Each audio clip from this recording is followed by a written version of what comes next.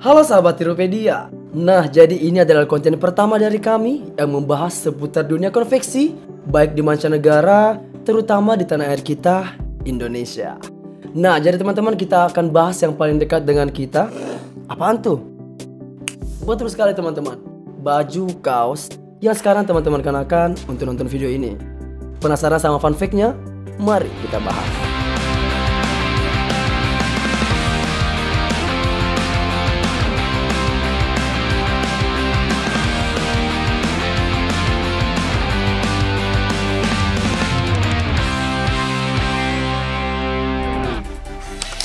Kaos oblong. Sebenarnya dalam bahasa Inggris, kaos oblong disebut t-shirt. Mengapa ada huruf T di awalnya? Sebenarnya banyak teori teman-teman, tapi teori yang paling diterima karena bentuknya yang menyerupai huruf T. Makanya disebut sebagai t-shirt. Kalau kita bicara sejarahnya teman-teman, ini juga menarik. Penciptanya adalah William Cotton pada awal abad 19 sampai awal abad ke-20, yang mana pada awalnya kaos oblong diperkenalkan sebagai pakaian dalam. Jadi saat itu kaos oblong dianggap sebagai pakaian yang tidak sopan. Yang populer justru kemeja.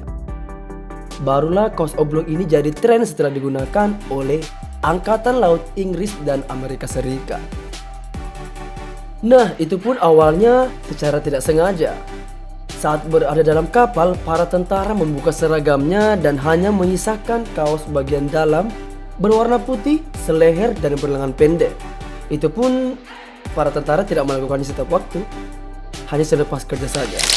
Mulai saat itu, pekerja lain mulai ikut memperkenalkan gaya berpakaian menggunakan kaos ini. Nah, mulai tahun 1947, penggunaan kaos selain anggota militer dimulai. Orang yang mempopulerkannya adalah Marlon Brando, salah satu aktor sinema terhebat di abad ke-20. Ia mengenakan kaos berwarna abu-abu saat bermain film A Street Named Desire.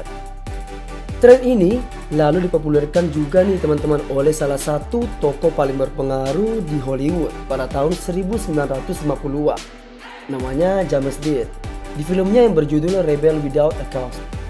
Meski sudah dipopulerkan oleh dua aktor ternama, nyatanya kaos oblong tetap masih dianggap sebagai pakaian dalam dan masih dianggap tabu untuk dipakai sebagai pakaian sehari-hari. Sampai pada akhirnya di tahun 1961, sebuah organisasi bernama Underwear Institute menuntut supaya kaos diterima sebagai pakaian sopan, sebagaimana pakaian lainnya nih teman-teman. Waktu berjalan dan tetap menempatkan kaos oblong dalam kategori busana santai, orang yang memakai kaos seolah dilarang berada dalam forum resmi ataupun agenda formal lainnya. Ngeri juga ya teman-teman. Sampai pada bos Facebook, Mark Zuckerberg, mengubah stigma pada kaos oblong teman-teman. Di banyak kesempatan, bos Facebook ini tampil dengan kaos oblong, baik itu saat konferensi, presentasi, sampai menyambut tamu penting. Dan akhirnya kaos oblong ini jadi mode fashion di kalangan anak muda sampai sekarang. Nih, siapa yang pakai kaos oblong sekarang? Gimana teman-teman? Sudah paham kan bagaimana kaos oblong bisa beralih dari pakaian dalam jadi pakaian casual? Dan akhirnya kaos oblong menjadi tren fashion di kalangan anak muda sampai sekarang. Salah satunya saya. Tapi emang sih teman-teman, sesantai itu. Jadi gimana? Kalian sudah tahu kan bagaimana kaos oblong yang dianggap sebagai pakaian dalam bisa menjadi pakaian casual? Selanjutnya kita bahas apa lagi ya?